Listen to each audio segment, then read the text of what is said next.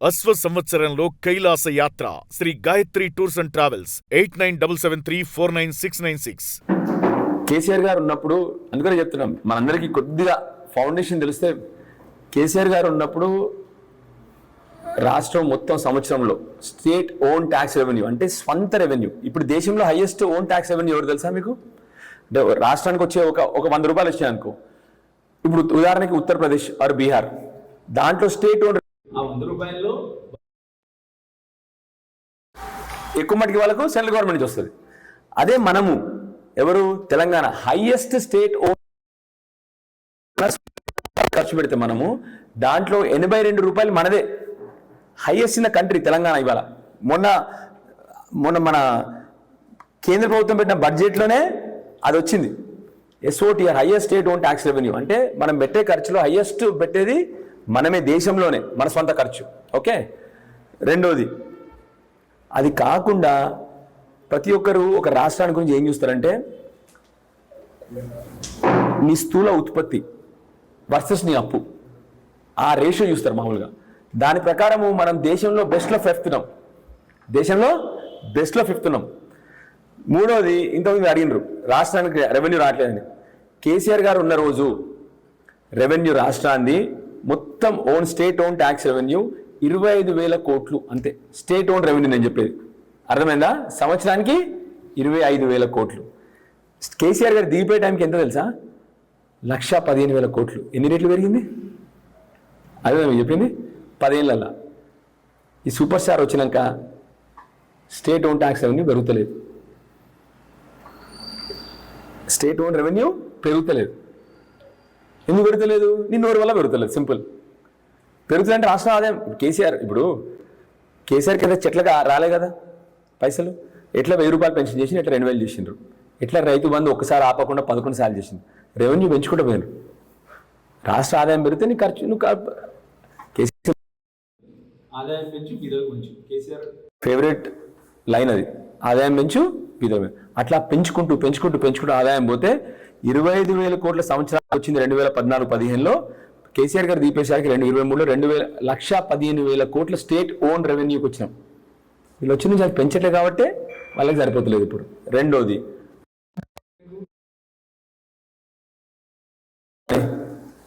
నేను డాక్టర్ని, నాకు 1 కోటి రూపాయల పని నాకు వస్తుంది. ఇప్పుడు మామూలుగా ఒక చిన్న షాప్ ఉంది, వాళ్ళ 1 కోటి రూపాయలు అప్పటి ఇస్తారు. ఎవరైనా వచ్చి ఎప్పుడు ఇస్తారు? అప్పట్లో ఇస్తారు, నీ ఆదాయం మీద బట్టి ఇస్తారు.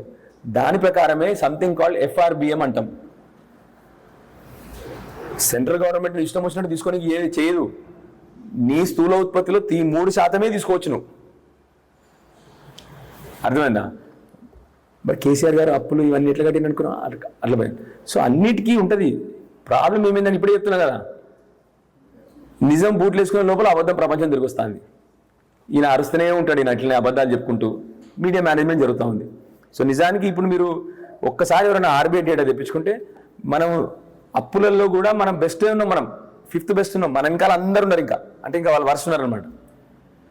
సో మనం బ్రహ్మాండమైన స్టేట్ని వీళ్ళు ఇవాళ ఉదాహరణకి మనం కొట్ల టౌనే చూసుకున్నామే.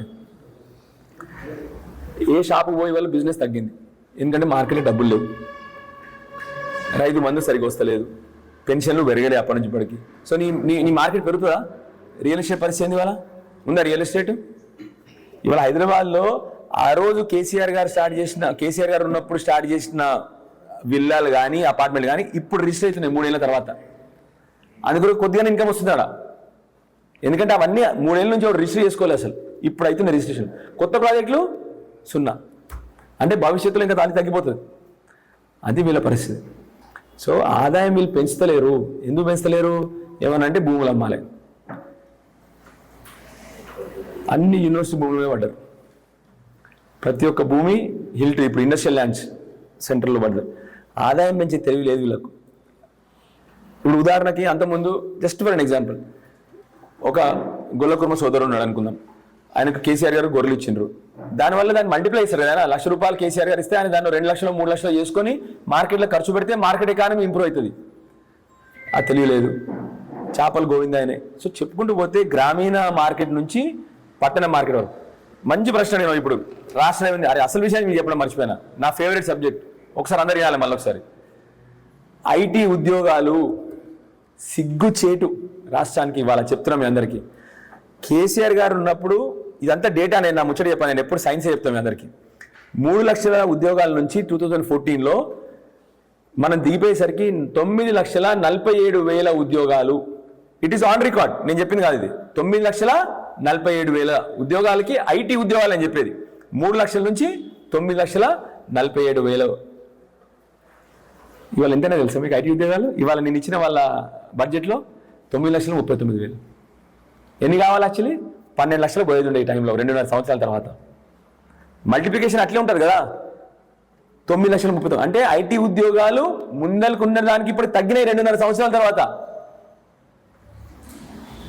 మరి రాష్ట్ర ఎకానమీ ఇంప్రూవ్ అవుతుందా? ఉద్యోగాలు పడిపోతుంటే ఎకానమీ ఇంప్రూవ్ అవుతుందా? అది పరిస్థితి.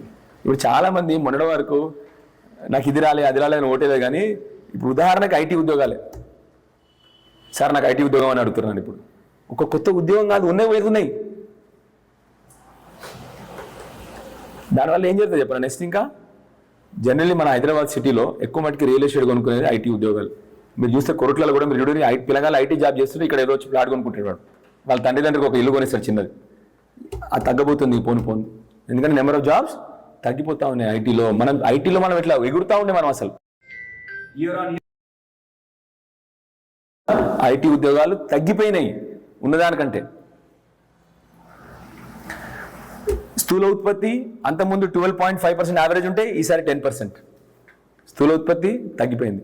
పర్ క్యాపిటల్ ఇన్కమ్ తలసరి ఆదాయం అంతకుముందు 12.5% ఏమో ఉండే, ఇప్పుడు అట్లే తగ్గిపోయింది ఆల్రెడీ. తలసరి ఆదాయం పెరుగుదల కూడా స్లో అయిపోయింది. సో అట్లా ప్రతి ఒక్కటి ఆటోమేటిక్గా ఇవన్నీ ఇంపాక్ట్ అవుతాయి. మెల్లి పోను అందుకొరకే స్కీములు లేవు, ఏమీ లేవు, ఒకటి స్కాములే తప్ప స్కీములు లేవు ఇప్పుడు అందుకొరకే.